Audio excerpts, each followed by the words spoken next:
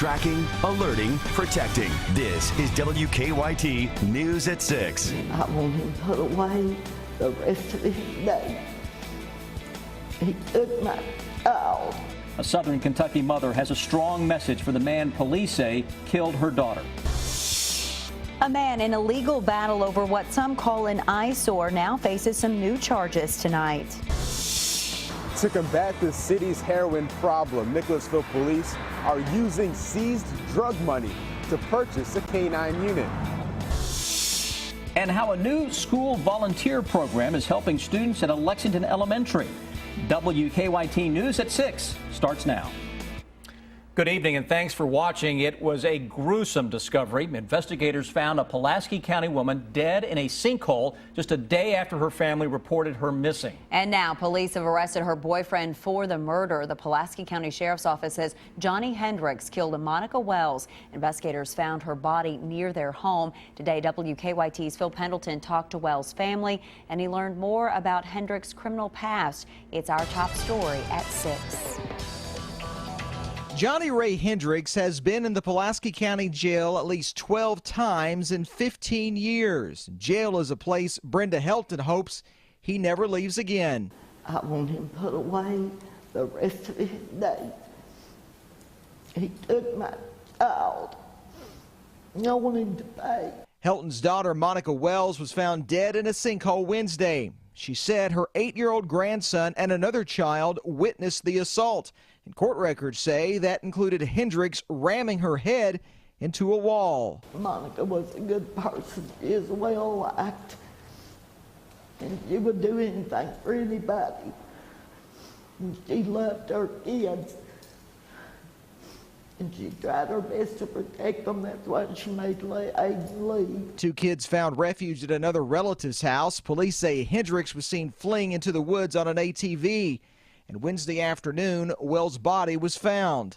The coroner tells me that he can tell that Wells had blunt force trauma, but her exact cause of death will not be known until an autopsy is performed sometime tomorrow morning. Court records show charges of assault, theft, and even robbery since 1999. Helton says he's beaten Monica before. She left but came back when he begged her to. All that leads Helton with a message for others in similar relationships. Girls, please, please be careful. You never know what you're moving in with or living with. Hendricks remains in jail on a $500,000 bond. He'll answer to the charges Friday in district court. In Pulaski County, Phil Pendleton, WKYT. Police are still looking for Johnny Hendricks' brother, Freddie Pennington, who they say was a witness in this crime. Lexington police hope newly released surveillance pictures will help them track down 2 bank robbers. The robbery happened yesterday at a Fifth Third Bank on Versailles Road. The pictures show 2 men walking into a bank with a gun drawn. Police say they demanded money from a teller. No one was injured. Police searched the area after the robbery but couldn't find any sign of the suspects. Neighbors called his property one of the worst eyesores in all of central Kentucky, and a judge ordered him to clean it up. We've been telling you about Stephen Price for a few years now. Tonight, it appears Georgetown is moving forward with the cleanup. As WKYT's Victor Puente tells us, Price and his attorney also face charges in unrelated cases. It's been a pretty eventful week for Stephen Price. He's trying to keep the city of Georgetown from tearing down a condemned home that he owns. But before the hearing for that could take place, both he and his attorney were arrested. They want to cater to the real estate image. Stephen Price says the city of Georgetown has been after him for years, trying to keep him from using his property to grow vegetation for building materials and food. The problem is the neighbors are all consumers, and they're not interested in producing anything on their property. Today, city workers begin the process of clearing that growth from one of the homes Price owns on Rucker Avenue. It's scheduled to be demolished any day. Price was supposed to have a hearing to file a delay, but on Monday got into an argument with an attorney near the courthouse. I hate to admit it, really, I should have done it, but I swung, I flung an arm at him. And I didn't intend to hit him, really. He was arrested and charged with harassment and disorderly conduct, missing his hearing due to the arrest. Then just an hour before the hearing, his attorney, Rhonda Cooper, was also arrested. Police say she had taken out 6 credit cards in someone else's name. There was gas at gas stations. I think there was concert tickets for a concert, hotel rooms. The city will also clean up the lot where Price's home sits. He says the move is political. The town is moving me around as a pawn in order to capture the votes of the neighbors. Price's attorney told me they would continue to fight the demolition. When I asked her about the charges she was facing, she said she had no comment. In Georgetown, Victor Puente, WKYT. Police say they have to inspect the home for any hazardous materials before it can be demolished. 2 nurses from Texas have been diagnosed with the Ebola virus, so health officials around the country are taking a closer look at what they need to do to keep the virus from spreading. And that includes the Fayette County Health Department. Health Commissioner Dr. Rice Leach says what officials know about Ebola changes every day, so the health department stays in touch with the Centers for Disease Control and the state health department. And Leach says they're learning from how the current Ebola cases are being handled. So we're doing due diligence in terms of learning and adapting. The Kentucky Department for Public Health has also been providing guidance and information to medical providers about Ebola. A Central Kentucky Police Department will soon have a new tool to fight drugs. Nicholasville police haven't had a canine unit in recent years. But the department will soon have a dog again to help officers track down drugs. As WKYT Sam Smith tells us, new at 6, police say drug dealers actually help bring the canine unit back. Right now, Nicholasville police officers have to use dogs from other law enforcement agencies when conducting drug busts. But that's going to change. Will be a huge benefit for our agency and for the city. When the dog arrives, it'll be used for drug detection while officers are on drug busts or on patrol. It's a needed asset for the department because they've been without a canine unit for 2 years, and heroin has popped up as a problem in the area. This will allow us to sometimes detect narcotics that we might have missed in times past. Officer Kevin Grimes says the dog is from Germany. The purchase and the training for the dog and officer will be $13,000, and every cent comes from cash the department has seized. This is money that we have taken from drug dealers in our communities, and we're putting it back to use to catch more drug dealers. Dog food, supplies, and vet care will be donated by the community. Grimes says heroin is a problem everywhere, but they're ready to get it out of Nicholasville. And I'm afraid if we don't come up with some more tools such as this to stop it, then we're going to have another epidemic on our hands. The goal is to have the dog on the streets by December. In Nicholasville, Sam Smith, WKYT. Nicholasville's canine officer will begin training with his dog in November in Indiana. Are you tired of this cool, rainy weather? Well, you will like what is in the forecast for tomorrow for a change. Meteorologist Jim Caldwell has all the details for you. How about it, Jim? I'll tell you what, looking a whole lot better out there. It's kind of mucky out there. Look at all of those shots, especially that one in Jackson with all of the fog and the mist just hanging out.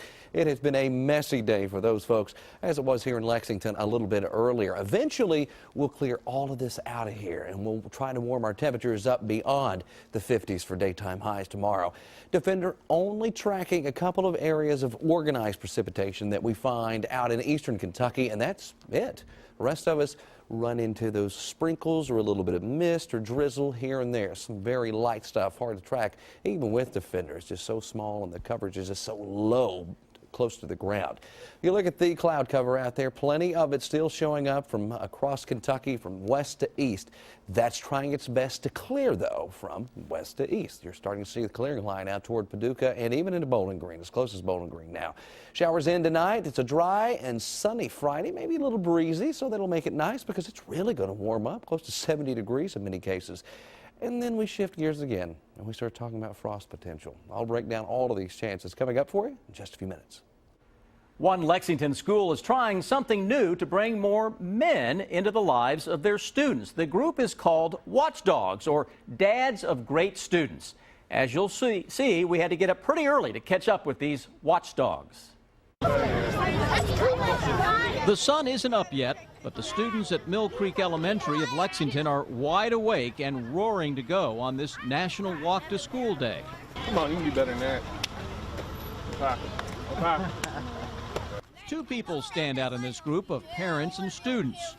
Charlie Lanter is the father of a kindergartner and a fifth grader, and Todd Easton has a child at Mill Creek Elementary. Both are here as dads, but there's much more behind their school involvement. Todd and Charlie are watchdogs. DOGS stands for Dads of Great Students.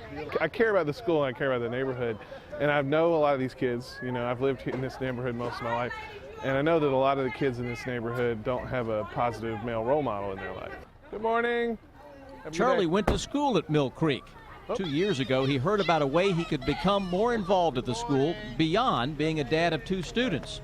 If you've seen the test scores, which came out just recently, you know, we weren't last in Fayette County, but we weren't great either.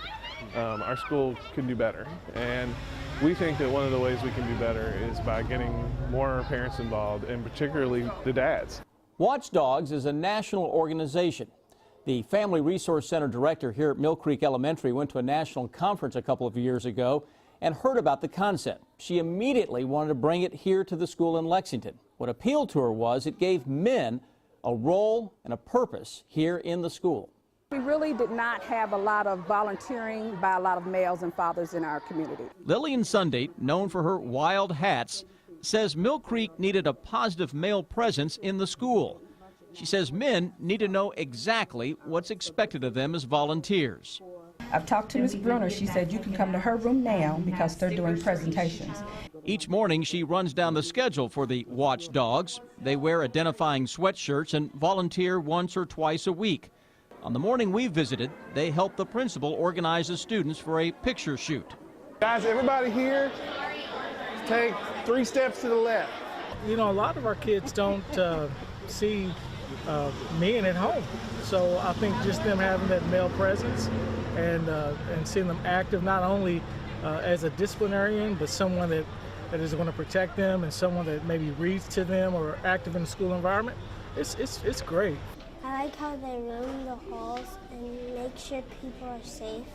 I like it. It gives an opportunity for the men of the school to have things they can do that are a little bit less traditional. They're not, you know, cutting things out, you know, your PTA kind of stuff. You know, a lot of guys aren't going to come to a PTA meeting, but they'll come out and do this. Awesome. It's awesome.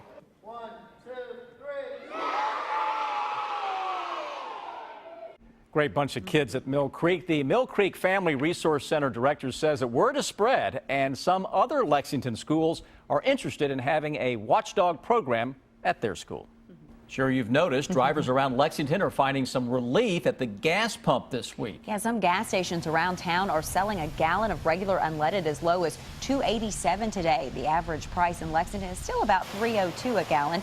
Prices have been falling for the last few weeks. According to GasBuddy.com, the average price of gas hasn't been in the 280s in Lexington since, get this, December of 2011.